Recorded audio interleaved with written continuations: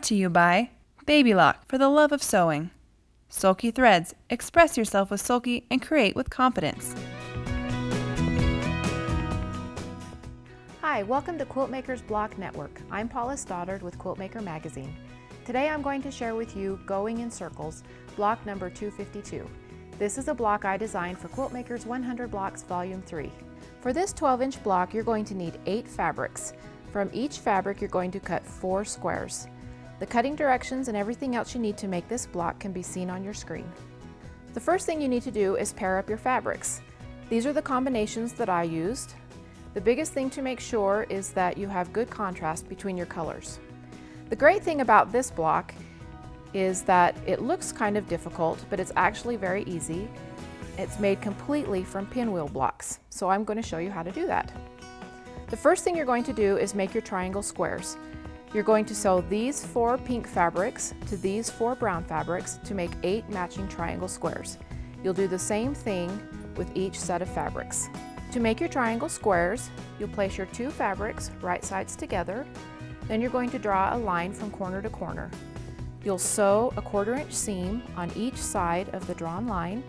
Then you're going to cut this square in half and you're going to press it open, and it will give you 2 triangle squares. When you're done making your triangle squares, you will have 4 sets of 8 matching triangle squares. These are the units that you'll use to make your pinwheel blocks. You'll sew these 8 triangle squares into 2 matching pinwheel blocks, these 8 into 2 matching pinwheel blocks, and so on. So after you've sewn your triangle squares together, this is what you'll end up with. You'll have 4 pairs of 2 matching pinwheels. These are what you're going to use to make the quadrants for your block. So to make each quadrant of your block, the first thing you need to do is to trace or photocopy the circle, which is labeled B, onto freezer paper. After you've traced it onto freezer paper, you're going to cut it out. You'll cut out on each circular line so that you'll have something that looks like a donut. The next thing you're going to do is place this onto the back of one of your pinwheels. You'll see that this pattern has dashed lines.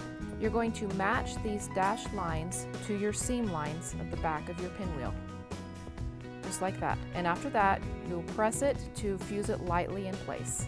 After you've fused your circle to the back of your pinwheel, you'll need to trim around your circle, leaving about 3/16 of an inch to 1/4 of an inch around the outside and the inside of your circle.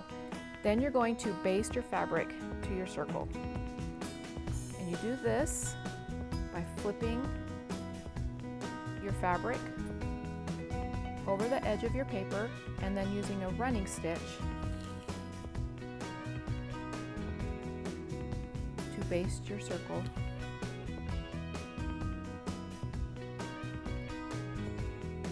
You do this all the way around the outside, and then you'll also do it around the inside. When you're done, it will look like this. You'll have your basting stitches around the outside and around the inside. And the back will look like this, with your fabric folded over and basted down. Then you're going to take this circle and you're going to place it onto the other pinwheel.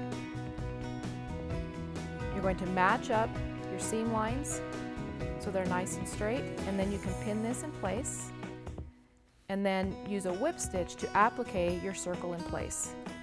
Now when you're done appliquing, there's 2 different ways that you can take out the freezer paper. You can either leave a couple of inches so that you can pull out your running stitches and then pull out your freezer paper and then finish stitching this in place, or after you've stitched it in place, you can flip this over and cut a little slit and cut your running stitches and pull your freezer paper out from the back, whichever is your favorite method. After you've made each quadrant, you'll sew your quadrants together. You'll sew these 2 together, and then these 2 together, and then sew 1 long seam to connect them.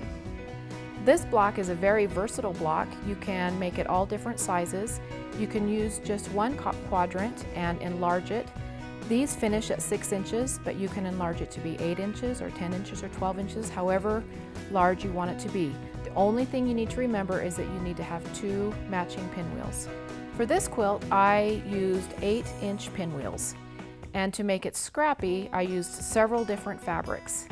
And you can see some of the blocks have better contrast than others, but overall, It's a nice scrappy look and it's a fun quilt to make. Denise Stark, who is our graphic designer at Quiltmaker magazine, made this quilt from this block pattern. She actually, when she cut out her circles, she saved the center circles and appliqued those in the corners of her blocks for a little bit of added interest. You can also just make a two-color quilt. For this one, there's a variety of red and white fabrics, and just alternating them creates a really fun look. You get a little bit more of a pinwheel effect in the corners as well in the center and the circles, and it's a great red and white quilt. Going in Circles and 99 other original blocks can be found in Quiltmaker's 100 Blocks Volume 3. Thanks for visiting Quiltmaker's Block Network. See you next time. Oh, do I have to do that again? Okay, it was like, it totally went out of my brain. Like, okay, aren't these pretty? Okay, I can do this.